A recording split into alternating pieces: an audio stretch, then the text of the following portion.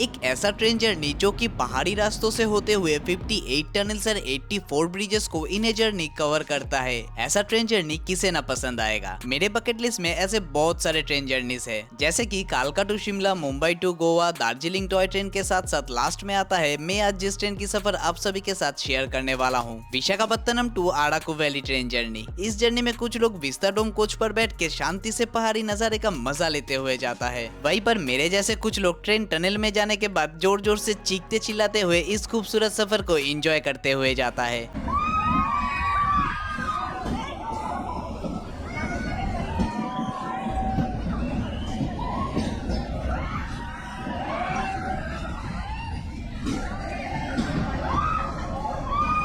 तो आज की इस खूबसूरत सफर का शुरुआत होता है सुबह की लगभग 6 बजे को विशाखापत्तनम रेलवे स्टेशन से। हर रोज सुबह 6:45 पर विशाखापत्तनम रेलवे स्टेशन से किरंडुल एक्सप्रेस अराकू वैली के लिए निकलता है एंड लगभग 11 बजे तक अराकू वैली रेलवे स्टेशन तक पहुंचा देता है। यहाँ पर एक बात याद रखिएगा जरूर, अराकू वैली का टूर ज्यादातर टूरिस्ट सेम डे का ही करता है। सुबह सुबह विशाखापत्तनम रेलवे स्टेशन से ट्रेन पकड़ के अराकू वैली पहुंचने के बाद अराकू वैली घूमकर सेम डे ही अराकू वैली से ट्रेन पकड़ के रिटर्न विशाखापत्तनम तक चले आते हैं। 58501 विशाखापत्तनम टू किरंडुल एक्सप्रेस की एकदम लास्ट में 2 विस्टाडोम कोच रहता है, टूरिस्टों को एक खूबसूरत और यादगार सफर का मजा देने के लिए। इस विस्टाडोम कोच में टिकट का प्राइस 735 रुपया करके होता है, लेकिन मुझे विस्टाडोम कोच में टिकट नहीं मिला था, इसलिए मैं सेकंड सीटर कोच में सिर्फ 45 रुपया खर्चा करके सफर करने वाला हूँ। लेकिन एक बात मैं पहले से आप सभी को बता देता हूँ, 735 रुपया में जो मजा मुझे मिलने वाला था, शायद उससे भी कई गुना ज्यादा मजा मुझे सेकंड सीटर कोच से ही मिला है।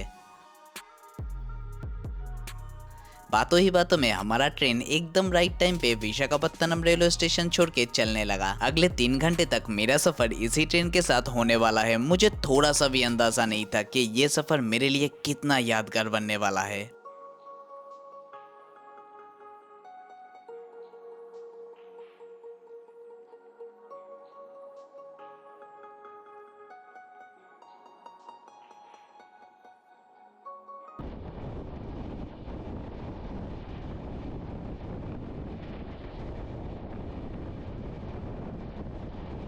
आज की इस ट्रेन जर्नी को लेकर मेरे मन में इतना ज्यादा एक्साइटमेंट भरा हुआ है कि मैं बार बार गेट पर जाके देख रहा था, न जाने कब हमारा ट्रेन पहाड़ों में एंट्री कर जाए, कुछ बताए बगैर ही। दिल में एक अजीब सा बेचैनी था, कहीं ऐसा ना हो ट्रेन पहली टनल में एंट्री भी कर ले और मुझे पता भी ना चले। यहाँ पर एक छोटा सा इन्फॉर्मेशन आप सभी के लिए, अगर आप भी अराकू वैली का ट्रेन जर्नी विस्टाडोम कोच पर बैठ के करना चाहते हैं तो कम से कम 1.5 से 2 महीना पहले ही टिकट बुकिंग कर लेने की कोशिश कीजिएगा। इसके साथ साथ और एक एडवाइस आप सभी के लिए, आप चाहे तो अराकू वैली जाने के टाइम पर विस्टाडोम कोच पर बैठकर इस सफर का मजा लेते हुए जा सकते हैं एंड रिटर्न आने के टाइम पर स्लीपर कोच या फिर सेकंड सीटर कोच पर बैठकर रिटर्न कर सकते हैं, क्योंकि रिटर्न आने के टाइम पर अंधेरा हो जाने की वजह से कुछ भी ठीक से दिखाई नहीं देता है। लगभग 1 से 1.5 घंटे तक ट्रेन में सफर करने के बाद हमारे ट्रेन से ही पहाड़ दिखाई दे रहा था। मैं तो बस इस इंतजार में बैठा हुआ था कि कब हमारा ट्रेन पहाड़ी रास्तों में चढ़ाई करेगा और कब मुझे पहली टनल देखने का मौका मिलेगा।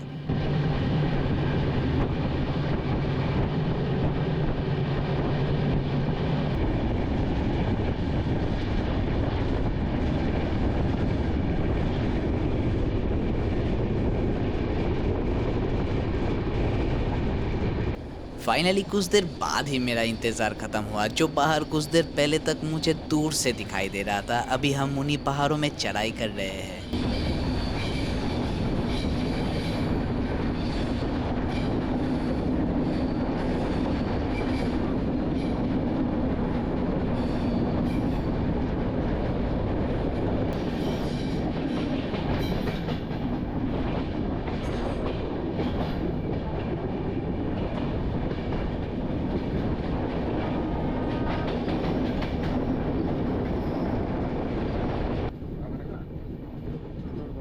और बस थोड़ा ही इंतजार करने के बाद हमारा ट्रेन आज की इस खूबसूरत जर्नी की पहली टनल में एंट्री करने वाला है।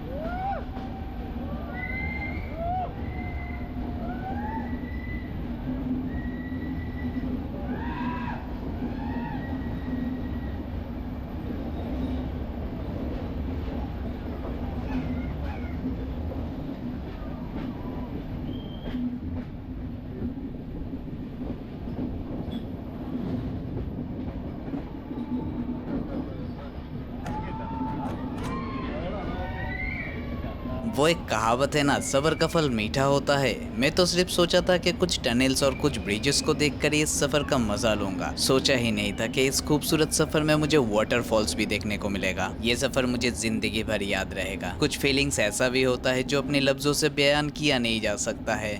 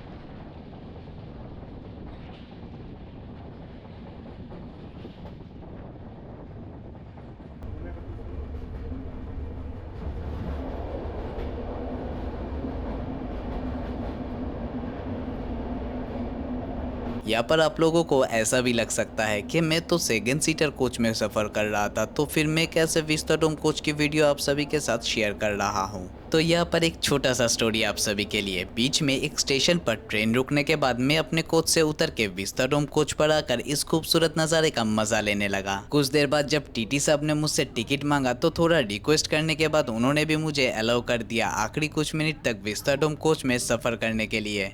3 घंटे की इस खूबसूरत सफ़र को हमेशा के लिए मेरे मन में कैद करने के बाद मैं अभी उतर चुका हूँ बोड़ागुआलू रेलवे स्टेशन पर। मेरी तरह ज़्यादातर टूरिस्ट बोड़ागुआलू रेलवे स्टेशन पर उतर गया, क्योंकि हम सभी यहाँ से गाड़ी के माध्यम से हर एक फेमस टूरिस्ट प्लेसेस को देखते हुए अराकू वैली रेलवे स्टेशन तक पहुँचेंगे एंड वहीं से शाम का ट्रेन पकड़ के वाइजैक के लिए रिटर्न कर जाएंगे।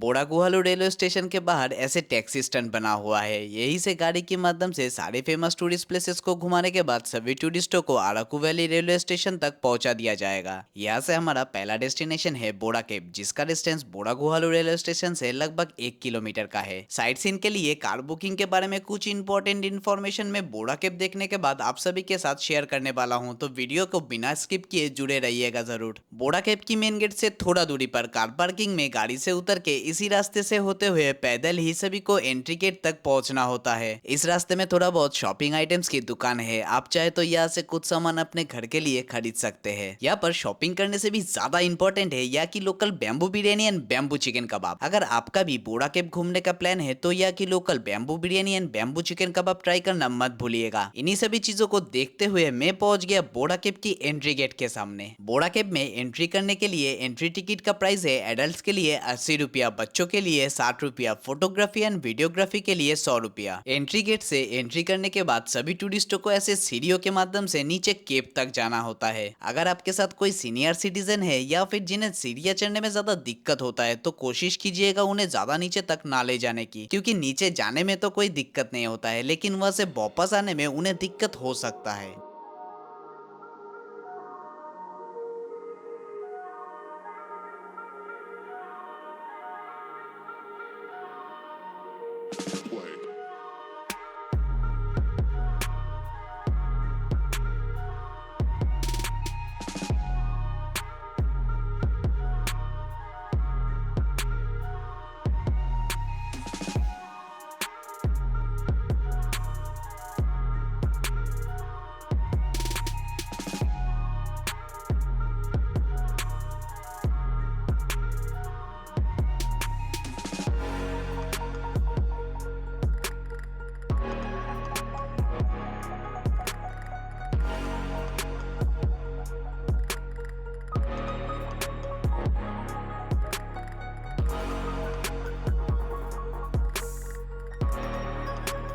बोड़ा केव घूमकर देखने के लिए ज्यादा से ज्यादा 1 घंटे का टाइम लगता है। अगर आप यहाँ की हिस्ट्री को जानना चाहते हैं एंड बोड़ा केव को बहुत ही अच्छे तरीके से घूमकर देखना चाहते हैं तो आप यहाँ की लोकल गाइड को भी हायर कर सकते हैं, जिसके लिए आपको पर ग्रुप के हिसाब से 100 रुपया चार्ज किया जाता है। लगभग 1 घंटा तक बोड़ा केव के अंदर घूमने के बाद अभी हम लोग फिर से गाड़ी के माध्यम से अनंतगिरी वाटरफॉल्स देखने के लिए जा रहे हैं। यहाँ पर साइट सीन से रिलेटेड कुछ इन्फॉर्मेशन आप सभी के लिए। अगर आप भी मेरी तरह सोलो ट्रेवलर हो तो आपको यहाँ पर शेयरिंग कैब का ऑप्शन मिल जाता है। शेयरिंग कैब में आपको 800 से 1000 रुपया तक का खर्चा हो सकता है। इसके अलावा अगर आप एक ग्रुप में ट्रेवल कर रहे हैं एंड आपको प्राइवेट कार की जरूरत है तो यहाँ पर आपको 4 सीटर कार के लिए 3000 रुपया एंड 7 सीटर कार के लिए 4000 रुपया तक का किराया लग सकता है। मैं सोलो ट्रेवलर होने की वजह से इस फैमिली के साथ शेयरिंग कैब के माध्यम से सारे टूरिस्ट प्लेसेस को घूम कर देख रहा हूँ, वो भी सिर्फ 900 रुपया खर्चा करके। आज हमें टोटल 6 जगह घुमाया जाएगा, जैसे कि Borra cave, Ananthagiri waterfalls, coffee garden, Kalikonda view point, Araku valley tribal museum के साथ साथ पद्मावती गार्डन। बोड़ा केव से अनंतगिरी वाटरफॉल्स का डिस्टेंस 12 किलोमीटर का है। लगभग आधे घंटे के अंदर हम लोग अनंतगिरी वाटरफॉल्स के सामने पहुंच गए थे।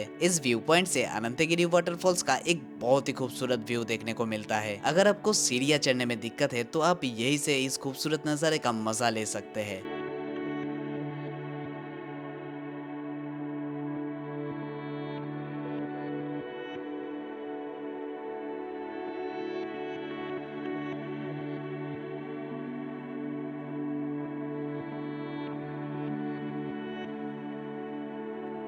या फिर आप मेरी तरह वाटरफॉल्स की सामने तक जाकर इस वाटरफॉल्स को एंजॉय कर सकते हैं।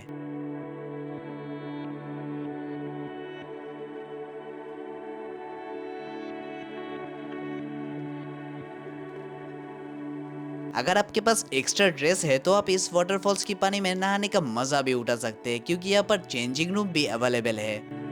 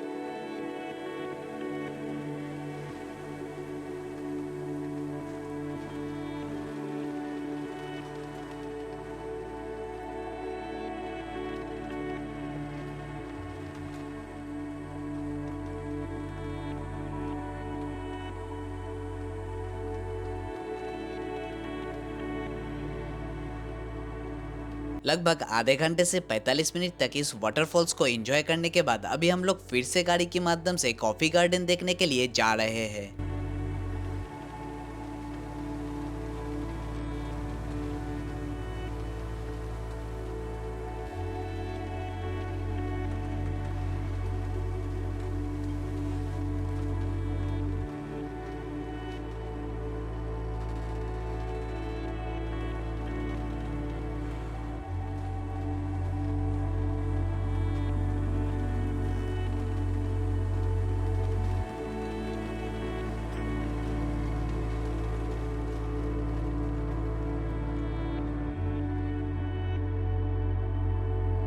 कॉफी गार्डन में पहुंचने के बाद कुछ देर तक तो मुझे पता ही नहीं चला कि इन सब में कॉफी का पेड़ कौन सा वाला है। फिर हमारे गाड़ी की ड्राइवर साहब को पूछने के बाद पता चला कि ये सामने जो छोटा छोटा पेड़ दिखाई दे रहा है यही सब कॉफी का पेड़ है।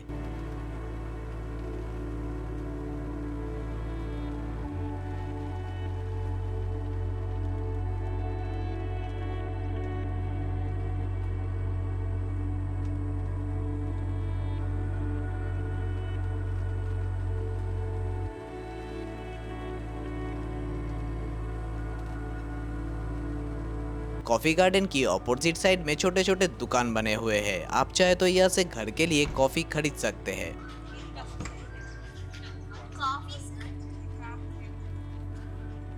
ये छोटा वाला कितना करके? ये 100 रुपीस।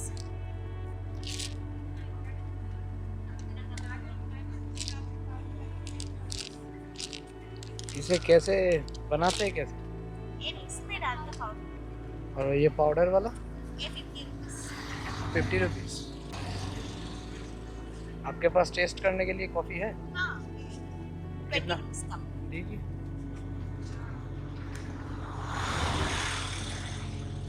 लगभग 1 घंटा तक कॉफी गार्डन में घूमने और घर के लिए थोड़ा कॉफी खरीदने के बाद हम लोग अभी यहाँ से निकल चुके हैं गलीकोंडा व्यू पॉइंट देखने के लिए।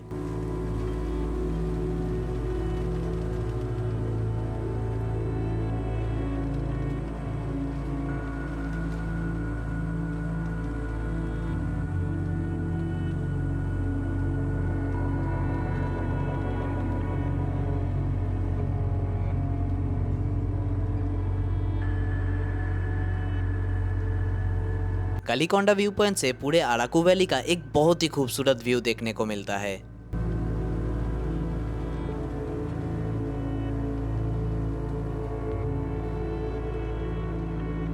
लेकिन यहाँ पर ज्यादा भीड़-भाड़ होने की वजह से हम लोग यहाँ पर ज्यादा टाइम स्पेंड नहीं किया। हम लोग यहाँ से निकल गए अराकू वैली का ट्राइबल म्यूजियम देखने के लिए।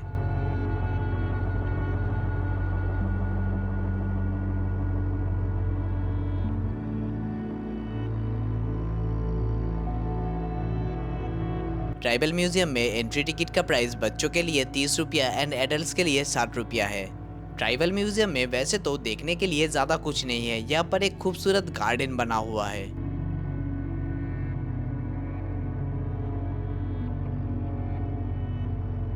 इसके साथ साथ यहाँ पर यहाँ की लोकल आदिवासी जनजातियों का लाइफस्टाइल दिखाने की कोशिश किया गया है, जो कि देखने में बहुत ही अच्छा लगता है।